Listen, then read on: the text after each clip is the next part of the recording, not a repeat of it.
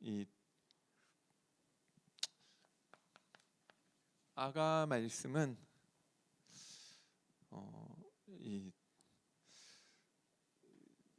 뭐 이게 우리 방금 읽은 본문에서 본 것처럼 이 불과 같은 사랑은 많은 물로도 끌 수 없고 홍수로도 끌 수 없고, 그 사랑은 죽음을 능가하게 될 것이고, 사람이 자기 생명을 죽음과 바꿔서 이 사랑을 가지려고 할지라도 이 가지지 못한다고 이야기하고 있죠. 그래서 이 사랑이 궁극적으로 말하는 것이 이게 신약에 와서 예수 그리스도의 사랑이라고 이게 나오게, 이게 선명하게 나타나게 되는 것입니다. 그래서 아가에서 이야기하는 것은 우리가 당연히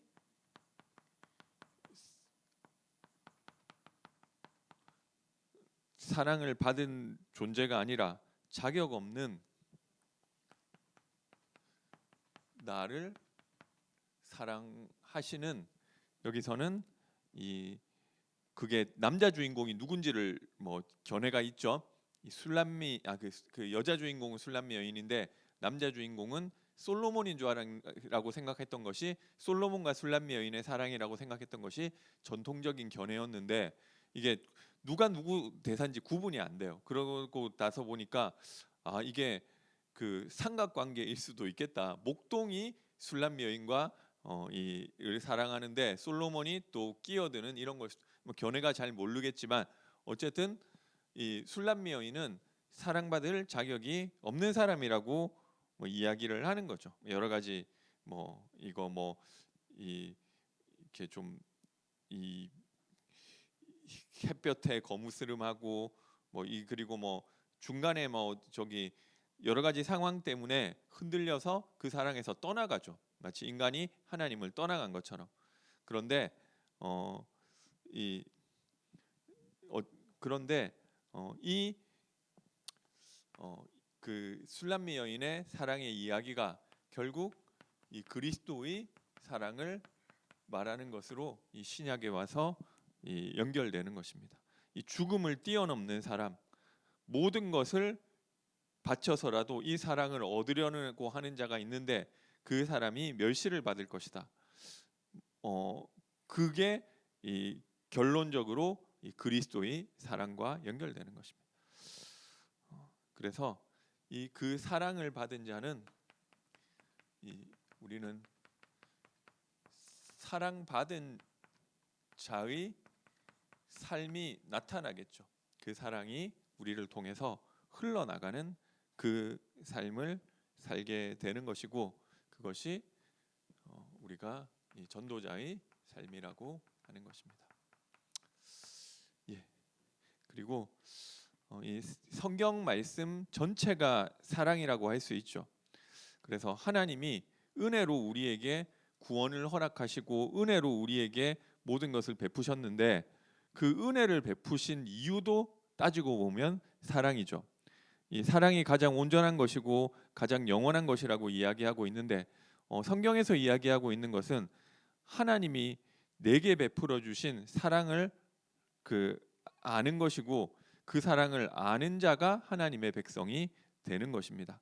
그리고 그 사랑을 아는 자는 그 사랑을 안 만큼 또 다른 사람에게 흘려 보낼 수가 있게 되는 것입니다.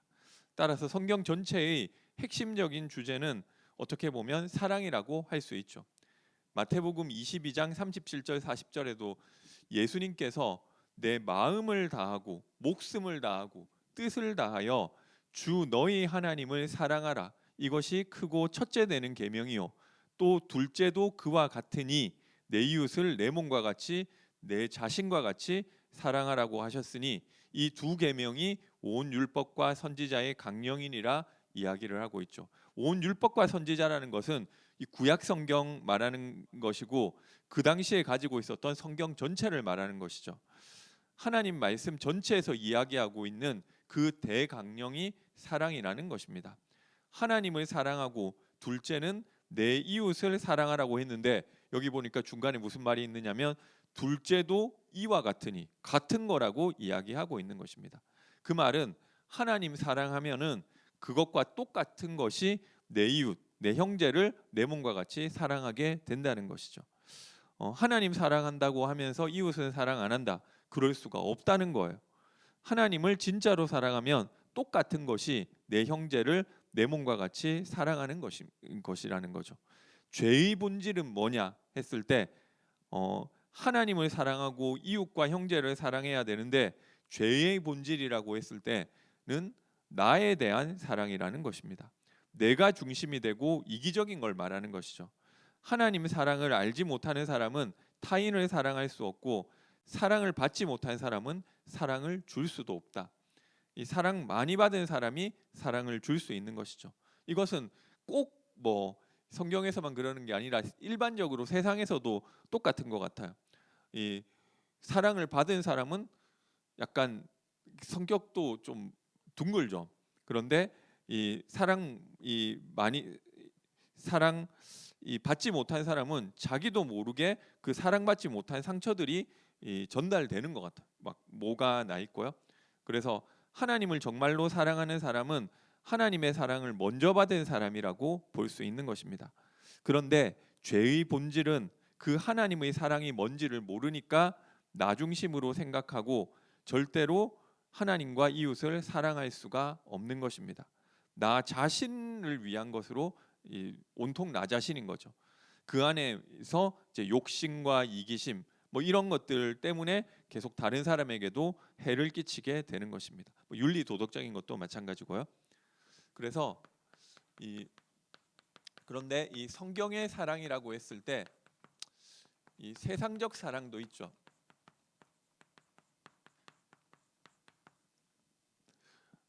이 조금 다른 것 같아요. 세상의 사랑과 성경에서 이야기하고 있는 같은 의로 할게요. 그 사랑은 약간 다르다는 거죠. 세상에서 이야기하고 있는 사랑은 아까 이 고린도전서 13장 3절에도 나왔던 것처럼 내가 내게 있는 모든 것으로 구제하고 또 내 몸을 불사르게 내준다. 이 내준다 했을 때 내주는 거는 나를 위한 게 아니잖아요. 그러니까 이타적으로 타인을 위해서 내 모든 것을 다 내어주고 그런데 그 내 몸을 불사르는 데까지 내어준다. 그래서 어제부터 우리 서울버스 파업하는데 막 옛날에 몇 년 전에는 서울 택시 파업했었거든요. 그런데 이제 그때 좀 기억이 나는 게 한 세 분 정도가 분신 자살을 했어요. 그러니까 뭐 때문에 그때 파업하고 분신까지 했느냐? 그때 이제 승용차로 이제 카풀하는 거를 이 카카오에서 만들어서 카풀 앱을 이제 만드니까 그거 이제 법적으로 허용하지 말라는 거예요. 그거 하면 생계 끊기니까. 그러니까 그 불타 죽은 사람들은 뭐 택시 조합, 택시 운전사들은 이 사람들 뭐 그 사람들을 위해서 희생하는 것처럼 보인다는 거죠. 그런데 일반 시민들은 그거 보면서 너무 불쌍하다 뭐 이런 사람 한 명도 없잖아요. 왜냐하면 파업하는 것 자체도 그렇고 자신을 불사르는 것도 그렇고 그게 이기적이라는 거예요. 그럼 뭐 해야 될 서비스는 제대로 안 하고 뭐 승차 거부도 하고 밤에 이제 멀리 가면 뭐 이제 뭐 따따블 뭐 이렇게도 부르고 이러면서 이 가지도 못하고 오지도 못하는 사람들은 너무 많은데 이 카카오에서 카풀 제도를 시범적으로 해보니까 너무 사람들이 좋은 거예요. 이제 그 승차 거부도 없고 가격도 너무 싸고 그러니까 훨씬 좋다는 거죠. 그리고 특히 막 주말에는 워낙 이제 술 마시는 사람들 많으니까 그 시간에 또 강남 같은 데서 심야 운행 하는 그 택시만으로는 그걸 다 수송이 안 되는 거예요. 그러니까 이게 사실은 필요한 거예요. 그런데 그거 하면 누가 택시 타겠냐는 거죠. 카풀이 더 싸고 좋은데 그러니까 자기 이익 챙기기 위해서 결국 불사르기까지 하더라고요. 뭐 결국 그래서 결과적으로 그때 해서 이제 카카오 카풀은 안 하기로 했습니다. 나는 택시 운전사들이 생애를 위해 죽는다고 했지만 사실 마음 깊은 곳에는 굉장히 자기중심적이고 이기적이라는 거예요. 세상의 사랑이라는 것은. 그래서 아무리 그렇게 타인을 위해 내준다, 타인을 위해 몸을 불사르게 내주고 내 전 재산을 다 내준다 할지라도 그게 세상에서 말하는 사랑인데 성경에서 이야기하는 사랑이 없다고 한다면 그것은 아무것도 아니라고 이야기하는 것입니다. 따라서 성경에서 이야기하는 사랑과 세상이 말하는 사랑은 다른 사랑이라고 할 수 있는 것입니다. 세상에서 이야기하는 사랑은 사실 모든 종교에서 다 할 수 있는 거죠. 가난한 자들을 위해서 우리가 적선도 할 수 있고요. 그들을 위해서 뭐 목욕 봉사, 육신 봉사도 할 수 있고 모든 것을 뭐 할 수 있잖아요. 근데 이타적인 모습 뭐 이런 것들은 다 비슷비슷하다는 거죠. 그런데 성경에서 이야기하는 사랑은 그렇게 한다고 사랑이 아니라는 거예요. 그 사랑을 하라고 이야기하는 것도 아니고요. 그래서 이 그리스도의 몸된 교회를 하나님께서 이 땅에서 양육해서 하나님의 백성으로 온전히 세워가는 게 그것이 역사고 우리 개인의 인생인데 사실 그것만 중요한 것이죠. 그 기준도 어떻게 보면 이 사랑이라는 거예요. 그래서 에베소서 4장 15절 16절에 보니까 오직 사랑 안에서 참된 것을 하여 범사에 그에게까지 자랄지라. 우리가 양육해서 자라가는데 그게 뭐냐면은 오직 사랑 안에서 참된 것을 하는 것이 그에게까지 자라가는 것이라고 하는 거죠. 장성한 자가 된다는 것은 그 사랑 안에서 참된 것을 하는 것을 보고 장성했다고 하는 것입니다. 그에게서 온몸이 각 마디를 통하여 도움을 받음으로 연결되고 결합되어 각 지체의 분량대로 역사하여 그 몸을 자라게 하며 사랑 안에서 스스로 세우느니라. 우리가 하나님 백성으로 온전히 성장하고 장성하는 것도 사실은 사랑과 관계가 돼 있는 것입니다. 이 사랑하는 자로 그리고 그 사랑을 온전하게 이루는 자로 우리를 완성시켜 나가는 것 자체가 이 땅에서 그것이 하나님의 백성으로 세워지는 것이죠. 따라서 예수님께서도 제자들에게 딱 한 가지 계명만 주셨는데요. 요한복음 13장 34절 35절에 보니까 새 계명을 너희에게 준다. 그런데 그게 서로 사랑해라. 새 계명을 준다고 했는데 예수님 아까도 얘기했지만 예수님께서 온 율법과 선지자에서 이야기하는 게 딱 두 가지인데 하나님을 내 모든 마음과 정성과 힘을 다해서 사랑하고 내 이웃을 내 몸과 같이 사랑해라. 그러면 이게 구약 성경에서도 이미 사랑하라는 게 그 모든 성경에서 이야기하는 거라면서요. 근데 왜 예수님이 새 계명을 말하노니 너희도 서로 사랑해라 이렇게 이야기하느냐고요. 그래서 이 좀 이상하죠. 성경에서 새 계명, 옛 계명, 율법, 은혜 나누는 기준이 있는데요. 새 언약이 있고 옛 언약이 있고 새 계명도 있고 옛 계명도 있는데 그런데 사실은 내용을 보면 똑같아요. 새 계명은 사랑해라. 그 옛 계명은 뭐였냐? 옛 계명도 사랑해라. 똑같다는 거죠. 그 옛 언약도 내가 너희의 아버지가 되고 너희는 나의 백성, 나의 아들이 되는 것. 이게 옛날 구약에 주셨던 언약이죠. 새 언약도 하나님이 우리 하나님이 되고 우리가 그의 아들 되는 거. 다 똑같다는 거죠. 다 똑같은데 뭐가 새 것이고 뭐가 옛 것이냐?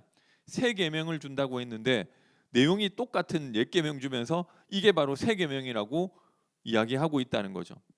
그것이 새 계명을 지키는 방법을 봐야 알 수 있는데요.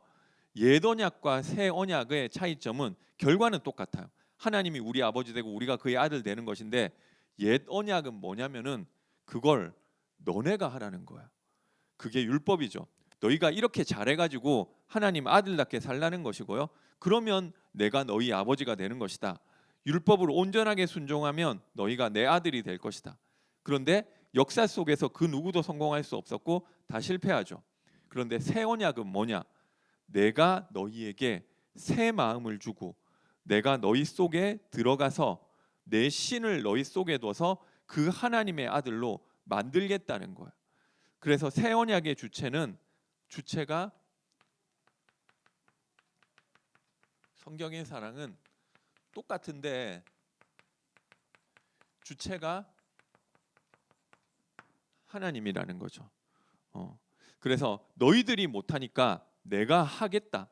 우리가 사랑을 해야 된다고 이야기하지만 그러면 사랑이라고 하는 것도 예수님이 말씀하시는 이 사랑, 너희들도 서로 사랑해라는 것도 막 그냥 일반적으로 세상적으로 말하는 이 그런 사랑이 아니라는 거죠. 하나님이 우리 안에 뚫고 들어오셔서 그 사랑을 할 수밖에 없는 자로 만들어 가시는 사랑. 그렇게 해야지만 그 사랑이 되는 것이죠. 안 그러면 불가능해요. 그것을 보고 새 계명을 내가 너희에게 준다고 하는 것입니다. 우리가 하나님을 사랑하고 형제를 사랑하는 자가 돼야 되는데 그 새 계명을 지킬 방법이 뭐냐는 거예요. 사랑이 흘러나오는 근원은 이 새 계명 안에서 하나님밖에 없다는 것입니다. 우리가 고린도전서 13장을 읽었지만 여기 있는 사랑을 할 수 있는 사람은 이 세상에서 아무도 없죠. 전부 다 뭐가 끼어 있느냐면 전부 다 뭐가 끼어 있다니까요. 사람들이 우리 민족을 위해서, 나라를 위해서, 조국을 위해서 지금 이 데모도 하고 싸움도 하고 뭐 이렇게 하는데 안에 들어가 보면 다 정치적인 계산도 깔려 있어요. 전부 다 뭘 이야기하는 것 같지만 깊이 파고 들어가라고 하면 가보면 나라는 게 다 끼어 있다니까요. 사실 막 우리나라 부르짖는 것도 사실 민족주의라는 거죠. 결국에 그거는 나와 타인을 구분하고 있다는 것입니다. 그런데 하나님이 요구하는 사랑은 나와 타인을 구분하지 않는 거잖아요. 내 이웃을, 내 형제를 내 몸과 같이, 내 자신과 같이 사랑해야 된다. 사실은 완전히 하나 되는 것을 이야기하고 있는 것이죠. 그래서 그리스도와도 우리가 한 몸이라고 이야기하는 것이고 하나 됐다고 이야기하는 것이죠. 성부 하나님과 성자 하나님이 하나인 것처럼 성령 하나님이 우리 안에 들어오시면 우리도 그와 똑같이 하나가 되는 것이고 하나님과 나만 하나 되는 것이 아니고 하나님이 택하신 모든 형제들이 다 하나라고 이야기하는 것입니다. 그래서 가족이라고 이야기하고 다 하나님을 아버지라고 하고 서로 형제들이라고 이야기하는 것입니다. 그 사랑을 사람이 할 수가 없다는 거예요. 참된 진리 안에서의 사랑은 하나님만 할 수 있는 것이지 인간은 할 수 없다. 나는 사랑할 수 있는데요. 그 가짜라는 거예요. 하나님만 할 수 있는 것이다. 요한일서 4장 10절에 보니까요. 우리가 먼저 하나님을 사랑한 것이 아니라고 하는 거겠죠. 나 하나님 사랑해요. 내가 하나님 사랑한 게 아니라니까요. 하나님이 먼저 우리를 사랑하셔서 우리를 죄에서 속하기 위해서 화목제로 그 아들을 보내신 그 사랑, 전혀 하나님의 유익과 상관없이 우리를 사랑하시기 때문에 사랑하시기 때문에 우리와 하나 되기 위해서 자기 아들을 희생하신 그게 바로 사랑이고 그 사랑이 먼저 있었고 그 사랑을 받은 자가 사실은 하나님도 사랑할 수 있는 것입니다. 19절에 우리가 사랑함은 그가 먼저 우리를 사랑하셨습니다. 그 사랑이 먼저 있었고요. 그러면 하나님이 어떤 사랑으로 우리를 사랑하셨느냐? 최고의 사랑에 대해서 예수님이 말씀하셨죠. 요한복음 15장 13절에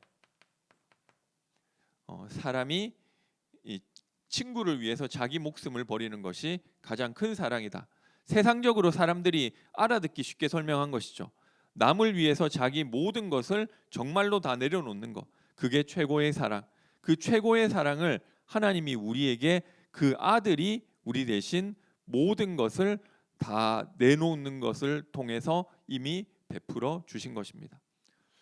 로마서 5장 6절 8절에 보니까 의인을 위해서 대신 죽는 경우는 덜어 있지만 범죄자를 위해서 대신 죽는 경우는 없다는 거예요. 악한 사람인데 당연히 죽어 마땅한 것인데 그 사람을 대신해서 죽을 사람 없다는 거죠.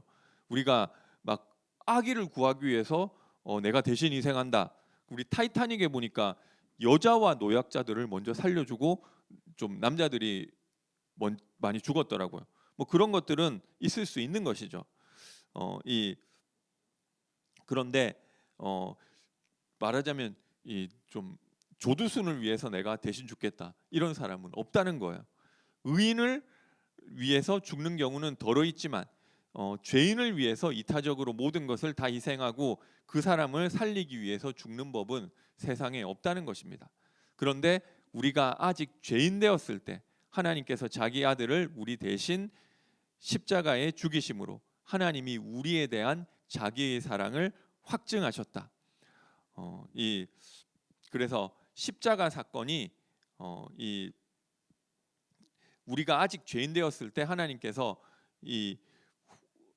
우리를 얼마나 사랑하시는지를 보여주신 것이죠.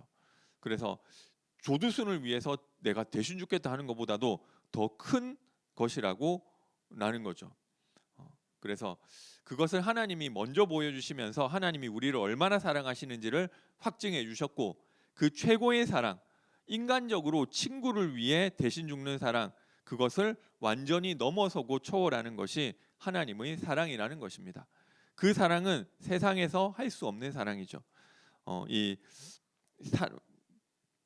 세상은 절대로 그런 사랑을 할 수 없는 것입니다. 그래서 로마서에서 그 어느 것도 그 사랑에서 우리를 끊을 자가 없다고 이야기하고 있죠. 내가 아무 사랑받을 만한 가치가 없는데 나를 사랑한 것이니까. 뭔가 내가 그러니까 어떤 건 또 끊을 수가 없죠. 처음부터 왜냐하면 처음부터 그 사랑은 어떤 조건도 없이 나를 사랑한 것이기 때문에. 그래서 세상에서 그런 사랑은 이제 좀 생각해 볼 수 있다면은 한 가지뿐인 것 같아요. 부모님이 자식을 사랑하는 사랑. 물론 요즘은 또 부모님들도 좀 이상한 사람들이 많아서 뭐 좀 그렇지만, 정상적인 부모라고 하면 그 자식을 위해서, 물론 그것도 내 자녀고 내 새끼니까 그런 것이긴 하지만 뭐 근데 그것도 영적으로 의미가 있는 것이죠. 하나님이 왜 우리를 그렇게까지 사랑하셨냐? 내 새끼니까 그런 거라는 거죠. 창세전에 원래부터 우리가 하나님의 자녀였죠. 창세전 영세전에 택하셨을 때부터 하나님의 백성, 내 백성을 위해서 베푸시는 사랑이라는 것입니다. 그래서 우리에게 그것을 제일 잘 보여주는 것이 이 땅에서 부모와 자식 간의 관계죠. 자식이 부모 사랑한다 하지만 아니에요. 그 절대로 몰라요. 부모님이 어떻게 자기를 사랑했는지 모른다니까요. 그러니까 내 인생은 나의 것이라고 하잖아요. 왜 내 인생 그렇게 간섭하느냐고 하죠. 태어났을 때부터 2시간마다 저쪽 하면서 머리에 그 피도 안 바른 핏덩이를 막 붙잡고 막 헌신해가지고 키워놨더니 왜 내 인생에 간섭하느냐고. 내가 다 알아서 할 건데. 그 사랑을 언제 아느냐면 부모님 돌아가실 때 그때 조금 아는 것 같아요. 아무것도 막 부모님 뭐 전혀 생각이 없었는데, 나는 이미 독립하니 했으니까 부모님 있어도 되고 없어도 된다고 생각했는데 돌아가셨을 때 그때는 좀 미안해지는 거죠. 내가 불효자였구나. 그리고 또 이제 자기도 자녀 키우면서 조금 아는 것 같아요. 그래서 그렇지 궁극적으로는 잘 모르는 거야. 부모님이 사랑한 사랑을 잘 모른다니까요. 진짜 부모님이 나에게 해준 사랑이 뭔지를 알게 되면 내가 왜 그렇게 살았지 이게 보이고, 만약에 진짜 부모님이 다시 계시면은 그렇게 안 할 텐데 좀 잘해드릴 걸. 내가 왜 그때 그렇게 이기적으로 이야기하고 마음 아프게 했지? 부모님 없어봐야 알게 된다는 거죠. 그런데 진짜는 계실 때 알아야 되는 거죠. 그러니까 이제 후회하는 거죠. 그런데 하나님의 사랑을 우리가 알게 됐다. 그러면 그 똑같은 현상이 부모님 돌아갈 때 일어나는 그 똑같은 현상이 발생하게 되는 거죠. 얼마나 내가 그 하나님의 사랑을 모르고 헛된 인생 살아왔던지, 진짜 나는 죄인이구나 하는 것을 알게 되고 그 하나님을 사랑하게 되는 것입니다. 하나님이 우리에게 가족, 인간관계를 통해서도 다 그거 알려고 이제 인도하신 것이죠. 죄인을 대신해서 죽고 그 죄인을 위해서 모든 것을 다 쏟아붓고 절대 그 어떤 것으로도 끊을 수 없는 그 하나님의 사랑을 알게 되면, 그러면 그 사랑이 내게서 흘러나가는 것입니다. 그러면 그 사랑을 아는 방법이 무엇이냐? 세상이 할 수 없는 그 사랑을 알게 되는 방법은 사실은 성령으로 알게 되는 것이죠. 다른 것으로는 알 수 없습니다. 그때 이 세상이 할 수 없는 그 사랑을 조금씩 하게 되는 것입니다. 온전하지는 않지만, 왜냐하면 하나님의 그 사랑을 완전히 우리가 알지 못하니까 이 땅에 살면서 하나님의 사랑이 어떤 것인지를 조금씩 알아가는 거죠. 알아가는 만큼 우리가 성장하는 것이라고 이야기하고, 그 사랑이 온전하게 깨달아지면 그때가 이 영화의 시간표라고 하는 것입니다. 그때는 진짜 알게 된대요. 그래서 더 이상 아예 죄를 지을 수도 없게 된다니까요. 그 막 어머니한테 어렸을 때 막 소리 버럭버럭 지르듯 다 잖아요. 뭐 저만 그랬는지 모르겠는데, 근데 만약에 어머니가 돌아가시고 난 다음에 만약에 돌아가셨다가 다시 살아 돌아왔다. 살아 돌아와 가지고 아 내가 딱 1년만 있다가 다시 간다. 이렇게 하면 그때 딱 한 번이라도 소리 버럭버럭 지르겠느냐고요. 그 못 지른다니까요. 그렇게 되면 모르죠. 뭐 워낙에 사람들이 다 악하니까 뭐 혹시 또 할 수도 있는데 우리 뭐 자신을 믿을 수는 없는 거죠. 근데 세상이 할 수 없는 그 사랑을 하는 방법은 그 사랑을 내가 받고 알게 되면 그렇게 된다는 거죠. 그래서 누가복음 7장 40절에서 47절에 보면 이 죄 많은 동네 여자, 또 다른 본문에 보니까 간음한 여자, 다 죽여야 된다고 손가락질하고 비난하고 있는 그 여자가 예수님에게 와서 머리카락으로 발을 씻기고 있으니까 이 제자들도 의아해하고 다른 사람들도 왜 저 죄인인 여자랑 만나서 저러고 있지? 저 여자랑 무슨 관계 있는 거 아니야? 뭐 이러고 있는데 제자들도 못 깨닫죠. 그때 예수님께서 하신 이야기가 이 많은 빚을 탕감받은 사람이 있고 적은 빚을 탕감받은 사람이 있다. 그러면 누가 그 은혜에 더 감사하겠냐? 누가 그 사랑에 더 감사하겠냐? 당연히 많은 빚을 탕감받은 자라는 거죠. 옳다. 지금 이 여자는 자기가 수많은 죄를 용서받은 줄 알았기 때문에 너희들이 사랑하는 것보다 나를 더 사랑해서 이렇게 하고 있는 것이다. 너희는 내가 왔을 때 뭐 했냐? 그런데 이 여자는 내가 들어왔을 때 향유를 깨뜨리고 자기 머리로 내 발 씻기고 울면서 내 발에 입 맞추고, 너희들은 안 그러지 않느냐? 그런데 이 여자는 뭘 알고 있냐? 절대로 탕감받을 수밖에 없는 그 빚을 그 사랑으로 탕감받았다는 것을 아니까 이렇게 하고 있는 거 아니냐? 이렇게 말씀하시죠. 성령으로 말미암아 하나님의 사랑을 우리에게 부어 주신다고 하셨는데요. 그 사랑을 알게 되는 것은 우리가 깨닫는 게 아니래요. 그 사랑을 알게 됐다면은 그것은 전부 다 성령께서 우리에게 알려주신 거라는 거예요. 사람이 설득해서 내는 것이 아니고 성령이 그 하나님이 하신 것이 도대체 무엇이고 내가 어떤 상태에 있었는지를 깨닫게 하시는 것입니다. 그 사랑을 성령으로 말미암아 깨닫게 됐을 때 그게 바로 이제 새 마음이고 내 신을 너희 안에 주겠다고 하는 새 언약이 성취되는 것이죠. 그때에는 당연히 나올 수밖에 없는 반응으로 나오는 게 하나님의 백성이 이 땅에서 하나님을 사랑하고 이웃을 사랑하게 되는 것입니다. 하나님 사랑은 사실 하는지 안 하는지를 잘 몰라요. 그러니까 둘째도 그와 같다고 하는 것이죠. 그 사랑을 알면 그 사랑이 나타난다는 거예요. 1만 달란트 탕감받은 것을 아는 사람은 100데나리온 빚진 자를 절대로 감옥에 안 쳐넣겠죠. 그런데 100데나리온 빚진 자를 내가 감옥에 쳐넣었다. 그거는 무슨 말이냐면 1만 달란트 탕감받았다. 이제 안 갚아도 되네. 뭐 이 해방됐네. 이렇게 생각하고 사실은 그 사랑을 모른다는 거죠. 성령이 없는 거라는 거죠. 성령이 알려주시지 않았다. 그냥 지식적으로 머리로만 뭐 안 것이지. 그러니까 마찬가지예요. 일정 영역 우리가 그 사랑을 알고 거듭나서 하나님의 백성이 혹시 됐을지를 몰라도 어리다라고 하는 이야기는 여전히 그 사랑을 모르는 거예요. 모르니까 그 사랑이 안 흘러가는 것이죠. 그러니까 교회 공동체 안에서도 비판하고 비난하고 편가르고 싸우고 뭐 이런 일들이 사실 즐비한 것입니다. 왜 그러냐? 이거를 머리로만 알아서 성령이 우리 안에 진짜 하나님 사랑이 무엇인지를 안 가르쳐 줬다는 거죠. 알려주셨다 하더라도 아직 잘 모르는 상태. 그러니까 자라가야 되는 거. 자라가서 그리스도의 몸으로 완전히 하나가 되도록 우리를 성장시켜가는 과정. 그 과정까지 다 이제 구원이라고 하는 거죠. 그리고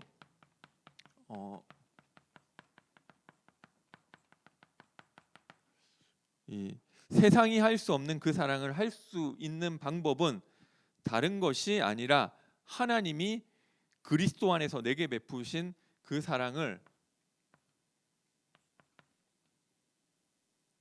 내가 아는 것이고 그 사랑을 받는 것이죠. 그래서 받으니까 줄 수 있는 거예요. 거저 받았으니까 거저 주라고 예수님 말씀하셨던 것처럼 그 사랑을 알지 못하고 내가 막 하려고 애쓰는 걸 보고 율법이라고 하죠. 그런데 그 율법으로는 내 몸을 다 내어준다 할지라도 하나님이 말하는 사랑이 아니라는 거예요. 내가 그리스도인이니까 이렇게 살아야지, 뭐 이런 성화는 성경에서 이야기하는 성화도 아니고 하나님과 별 상관이 없는 거예요. 그 하나님의 사랑이 알아져서 당연하게 자연스럽게 나오는 그 사랑. 그러면은 우리가 어디에 포커스를 둬야 되느냐면 사랑을 해야 돼. 행위 여기도 아니에요. 하나님이 주신 사랑을 알고 감격하는데 포커스를 둬야 되는 것입니다. 그것을 보고 신앙생활이라고 하는 것이죠. 신앙생활에서 나오는 그 사랑. 그래서 신앙에서 나오지 않는 생활은 내 인격적으로 좋고 종교적인 삶이지 하나님이 내게 주시는 것은 아닌 것입니다. 그래서 신앙, 하나님이 내게 주신 사랑과 그리스도를 믿기 때문에 나오는 삶을 보고 신앙생활이라고 하는 것이죠. 당연히 알면 흘러나오게 되는 것입니다. 그래서 어떤 사람들은 가정에서 상처가 너무 많고 뭐 여러 가지 상처들 가운데 있으면은 그거를 넘어설 만큼 하나님의 사랑, 이미 하나님 사랑 주셨어요. 그 사랑을 알게 해달라고 기도하시기 바랍니다. 그러면 그 하나님이 사랑을 베푸는 대상은 누구냐?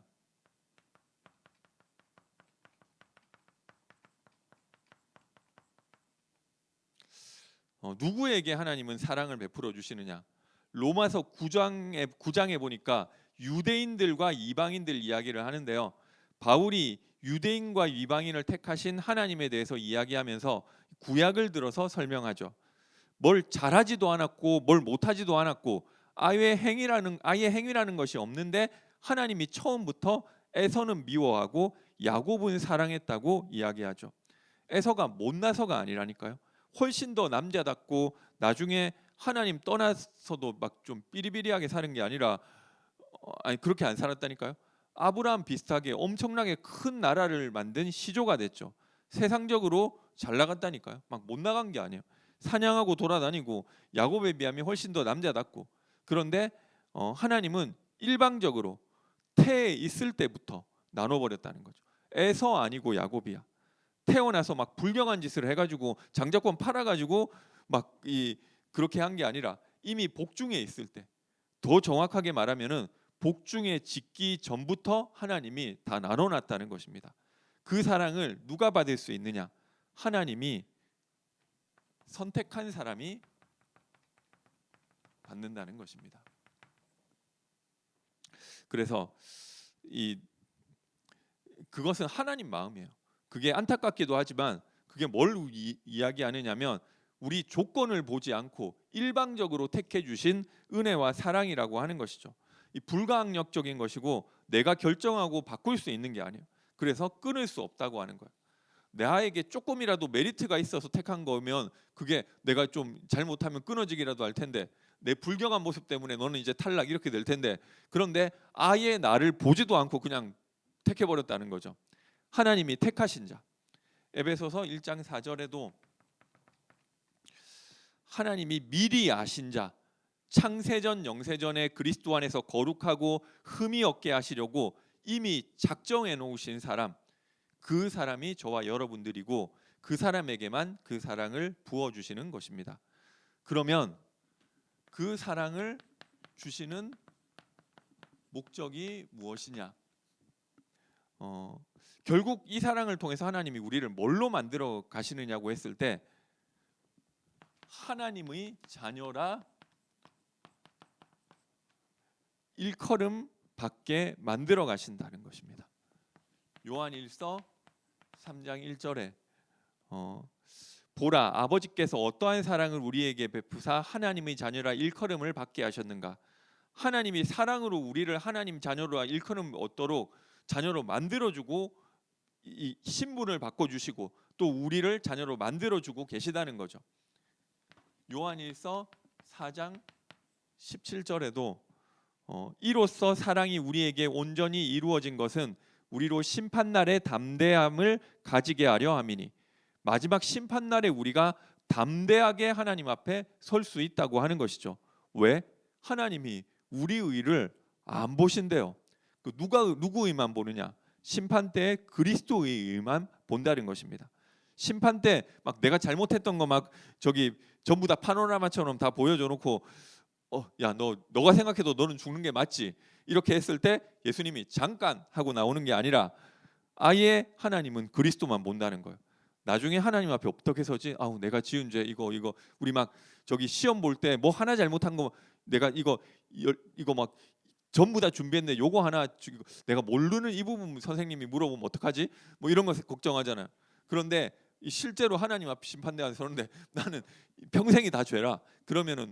그런데 어떻게 서지? 이게 아니라 하나님은 그런 생각도 할 필요 없다는 거죠. 하나님 모른다고 하니까. 하나님은 죄를 도말하신다고 말씀하셨고 기억지도 않으신다. 동이 서에서 먼 것처럼 너희 죄가를 멀리하셨고 아예 기억지도 않겠다고 약속하신 거죠. 우리 인간은 그게 안 돼요. 너 잘못해준 거 한 거 너가 지금 사과하면 내가 잊을게. 나도 용서할게. 그리고 나 뒤끝 없어. 분명히 약속해놓고도 한 3년 뒤에 똑같은 일 이 사람이 또 한다. 야, 내가 3년 전에 너가 그거 했을 때도 용서해줬는데 어떻게 너가 또 이럴 수 있어? 그 용서해줬던 것까지 또 끄집어내죠. 잊을게 했는데 잊을 수 있냐 없냐? 사실은 못 잊어버리는 거예요. 잊을게 해도 우리는 잊어버릴 수 있는 능력이 없어요. 그런데 하나님은 전능하셔서 잊겠다, 도말하겠다 하면은 싹 잊어버리시는 거예요. 진짜로 저는 죄인입니다. 이러는데 야, 네가 언제 죄를 지었어? 무슨 소리야? 하나님은 기억을 못 하신다니까요. 그래서 감사하죠. 하나님은 내가 잊을게 그러면 언제 네가 죄를 지었다고 기억도 안 하신다니까요. 우리를 온전히 하나님의 백성으로. 그래서 우리가 심판날에 진짜 그리스도 안에 있다면 담대할 수 있는 것입니다. 그 사랑을 받은 자라면은 당연히 흘러가야 되는데 요한 1서에서는 뭐라고 그러냐? 그 사랑이 안 나타나는 자는 왜 안 나타나느냐? 그 사람은 하나님께 속하지 않았기 때문에 그렇다. 따라서 우리가 하나님께 속해 있다는 것은 그 사랑을 받았고 알고 배워가고 있다는 것이고요. 그 사랑을 알고 배워가는 만큼 나오게 돼 있는 것입니다. 그 사랑이 우리에게 온전하게 나갈 수 있냐? 못 나가요. 그래도 괜찮다는 것입니다. 왜? 그 사랑은 사실 하나님밖에 할 수 없는 사랑이고 그리스도만 할 수 있는 사랑이고 그리스도께서 하신 것을 우리가 했다고 쳐주는 거예요. 그리스도께서 한 것을 내가 한 것이라고 해준다면 그러면은 나는 이기적으로 살아도 되겠네?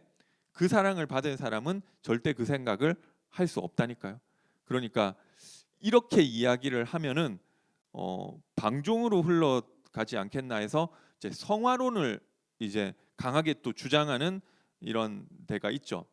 그런 너가 이제 사랑을 받고 그 사랑이 너에게 나오지 않는다면 너 하나님의 사람 맞아? 사랑하도록 너가 애써야 돼라고 이야기하는데 아닌 것 같아요. 이 하나님 사랑이 흘러가는 게 아니고 내가 사랑하려고 하는 이 세상에서 말하는 사랑이라는 거죠. 우리는 그냥 사랑받은 만큼만 흘러나오면 되는 거예요. 나도 하나님 사랑 나도 잘 모르겠는 걸 어떻게 어쩌란 말이에요. 그러면 그 사랑을 그만큼 내가 조금밖에 나는 잘 모른다. 그럼 나 조금만 알게 하신 분이 누구냐? 하나님이 조금만 알게 했잖아요. 그런데 그 사랑 안 나온다고 저거는 예수 믿는다는 게 왜 저렇게 사랑이 안 나와? 이렇게 이야기할 수 있냐 없냐는 거. 없다는 거예요. 그래서 사랑에 대해 이야기하면서 이 사람이 어렸을 때의 일을 내가 장성하고 난 다음에는 버렸다고 이야기하죠. 어렸을 때 우리 이상한 짓을 제가 여자들도 있는지 모르겠는데 막 남자애들은 이상한 짓 많이 하잖아요. 저 높은 데서 내가 야 나 뛰어내리는 거 보라고 뛰어내려 일부러 막 용감한 거 보여주려고 막 왜 그랬지? 근데 이제 그거를 나이 들고서는 안 한다는 거죠. 그래서 그런 어렸을 때 하던 짓이 뭐냐면은 그것을 보고 옛 언약 율법이라고 이야기하는데 옛날에 내가 하던 짓 그게 뭐냐면은 잘했다 잘 못했다 뭐 이런 거 비판하고 판단하고 내가 왕이 돼서 막 하는 그것을 내가 어른이 돼서 이 사랑이 온전해지고 나니까 할 수 있냐 없냐, 그걸 못 한다는 거예요. 그런데 교회에서 계속 그 사랑을 우리가 배워가는 중에 있잖아요. 그리고 성장에 또 다 차이가 있잖아요. 어린아이 같은 짓을 하는 사람이 있다는 것입니다. 그런데 어른이 된 자는, 진짜 그 사랑을 아는 자는 그 어린아이 짓 하는 사람 보고도 뭐라고 안 해요. 왜? 나도 다 그런 과정 거쳐왔고 따지고 보면 나는 그거보다 더 심한 놈이라는 거를 아니까. 아우, 나는 깨끗하게 살았는데요? 아니에요. 그 사랑을 알고 나면 나는 더 심하면 심했지 덜하지 않은 놈이라는 걸 알기 때문에 남이 그 사랑 안 흘러나가는 것에 대해 보면서 아유 저거는 아직도 못 깨달았네, 그런 말 자체도 안 한다니까요. 하나님에 대한 어떻게 보면 모독이에요.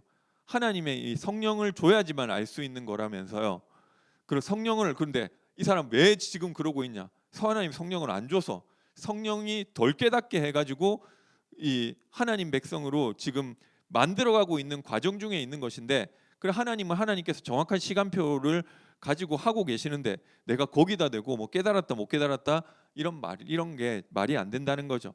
그러니까 로마서 14장에 남의 하인을 비판하는 너는 도대체 누구냐고 일갈을 하는 거죠. 이 주인은 하나님인데 막 자꾸 어줍지 않은 게 들어와가지고 주인 하는 일에다 대놓고 이거는 왜 이래, 남의 하인 비판하고 있는 게 불가능하다는 것입니다. 그런데 이 사랑장을 이야기한 고린도 교회의 이 배경을 보면 무슨 짓 하고 있느냐면 전부 다 팔을 나눠서 싸우고 있는 거예요. 내가 잘났다, 너는 못났다 막 이러고 있는 거죠. 은사 받은 사람은 은사 받은 거 가지고 막 갑질하고 뭐 그런 게 없으니까 사랑장을 통해서 사실은 하나님이 이 사람들에게 사랑을 깨닫게 하시는 것입니다. 이 하나님만이 할 수 있는 사랑, 예수 그리스도만 온전히 이룰 수 있는 사랑에 대해서 읽어보고 마치겠습니다. 고린도전서 13장 4절부터 7절까지 제가 읽겠습니다. 사랑은 오래 참고 사랑은 온유하며 시기하지 아니하며 사랑은 자랑하지 아니하며 교만하지 아니하며 무례히 행하지 아니하며 자기의 유익을 구하지 아니하며 성내지 아니하며 악한 것을 생각하지 아니하며 불의를 기뻐하지 아니하며 진리와 함께 기뻐하고 모든 것을 참으며 모든 것을 믿으며 모든 것을 바라며 모든 것을 견디느니라. 이런 게 우리들에게서 흘러나와야 되겠습니다. 이런 게 안 흘러나올 게 발견될 때마다 이거 내가 흘러나가게 해야지, 그게 아니고 그리스도가 나에게 어떤 사랑을 베풀어 주셨는지를 생각해 보시기 바랍니다. 이런 사랑을 베풀어 주신 거잖아요. 그분이 온유하게 나를 기다려 주셨고 그분이 자기 유익이 아닌 온전히 나를 살리기 위해서 희생하셨고 그분이 교만하지 않으셨고 그분이 성내지 않으셨고 그리스도가 나에게 해준 것을 알면 나도 형제들에게 그렇게 안 하게 된다는 거죠. 우리가 이것을 계속 배워가 나가는 것 같습니다. 근데 나는 이런 모습이 안 나오고 이런 잘못된 모습이 나온다. 그런 모습 나와도 괜찮아요. 왜? 지금 내가 성장하고 있는 중이니까. 아이가 막 너무 어른스러우면 그 애를 그리라고 하죠. 그러면 키우기는 편한 것 같아요. 그래도 우리는 좀 문제아에게 좀 더 정이 가는 그런 것도 있잖아요. 어렸을 때 막 철부지 같던 놈이 막 어른 돼서 듬직하게 돼 있으면 더 대견스럽다는 거죠. 그래서 아이 때는 좀 아이 같아도 되는 거예요. 왜? 정상적인 부모라면 부모님이 그거 다 넉넉하게 받아줄 수 있으니까. 우리가 그런 모습 이기적인 모습 나오더라도 하나님 볼 때는 괜찮은 거예요.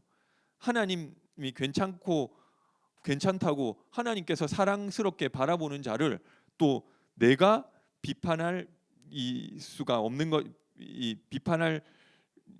비판하면 안 되겠죠. 근데 이 교회는 이제 그런 게 없는 공동체로 가야 되는 것입니다. 또 비판하는 사람을 비판하지도 마세요. 기도해 주세요. 비판하는 사람 비판하는 것도 사실 똑같은 것 같아요. 그 사람 왜 비판하느냐? 사실은 뭐 사랑이 없어서 비판하는 것 같아요.